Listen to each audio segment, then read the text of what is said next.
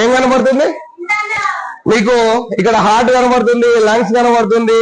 ఇక్కడ అసలు ఆ ఐడియా ఎట్లొచ్చింది పిల్లలకి సైన్స్ ని ఇట్లా కూడా చెప్పొచ్చు అని? హార్ట్ ఎక్కడ ఉంటదా అంటే ఇటు ఉంటదా ఇటు ఉంటదా కన్ఫ్యూజ్ లో ఉంటారు పిల్లలు. వినాయక చవితి గాని దేవి నవరాత్రులప్పుడు వాళ్ళ ఫోటోలతోటి గాని టీ షర్ట్స్ వేస్తున్నారు. సో నా పిల్లలకి ఇది యూస్ అవుతదేమో. ఒక 4 టీ షర్ట్స్, జస్ట్ ఈ 4 టీ షర్ట్స్ తీసుకున్నాను మేడం. ఇక వాడు లైఫ్ లో మర్చిపోడు మేడం. ఎక్కడైతే పొలాలలో వాళ్ళు దాక్కోవడానికి వెళ్ళి చేలాల్లో ఉంటే అక్కడికి వెళ్ళి క్లాసెస్. ఎందుకంటే ఇప్పుడు పంటలు అనే పాఠం ఉంది మేడం, కన్వీనియంట్. దానికి అక్కడికి వెళ్ళి ప్రత్యక్షంగా చూస్తే ఇంకా బాగా నేర్చుకుంటాడు. 4th క్లాస్ లో తెలంగాణ మ్యాప్ గురించి ఉంది, 3rd క్లాస్ లో విలేజ్ మ్యాప్ ఉంది. ఈ క్రమంలో ఇంకా ఈజీ చేయగలుగుతాం ఇండియా మ్యాప్ మేడం. సో ఇక్కడ అరుణాచల్ ప్రదేశ్ నుంచి ఒక కలర్ కోడ్ కనబడుతుంది ఢిల్లీ దాకా, తమిళనాడు నుంచి ఒక కలర్ కోడ్ కనబడుతుంది ఢిల్లీ దాకా. సో అక్కడ ఈ 4 కూర్చొని ఆడుతున్న క్రమంలో వాళ్ళు ఢిల్లీని చేరాలి అష్టాచెమ్మ ద్వారా. డైస్ వేసుకుంటూ లేదా అష్టాచెమ్మ ఆడుకుంటూ మంచిర్యాల డిస్ట్రిక్ట్ సంబంధించిన మ్యాప్. తర్వాత మొత్తం మండలాలు ఉన్నాయి, ఇలా మండలాలు ఉన్నాయి మేడం. ఇందులో ముగ్గురు ప్లేయర్లు ఆడుకుంటారు. ఇక్కడ జన్నారంలో ఒకరు స్టార్ట్ అవుతారు, వేమనపల్లిలో ఒకరు, భీమిన్ లో ఒకరు స్టార్ట్ అవుతారు. వీళ్ళంతా కూడా మంచిర్యాల హెడ్ క్వార్టర్ రావాలి.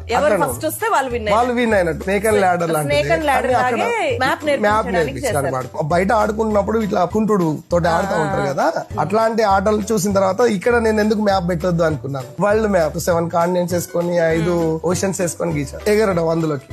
ఆస్ట్రేలియాకి వెళ్ళు, ఆఫ్రికాకి వెళ్ళు, ఒక కాంటినెంట్ నుంచి ఇంకో కాంటినెంట్ తెలిసిపోతుంది. నా 3rd క్లాస్ పిల్లలు కాంటినెంట్స్ గుర్తుపడతా ఉంటే నేను చాలా హ్యాపీగా ఫీల్ అవుతా ఉంటాను. తరగతి గదిలో దేశ భవిష్యత్తుని మనం చెప్పుకుంటుంటాం కదా, దానికి ఇట్లాంటి టీచర్ల వల్లే సాధ్యమవుతుందని అనిపించింది.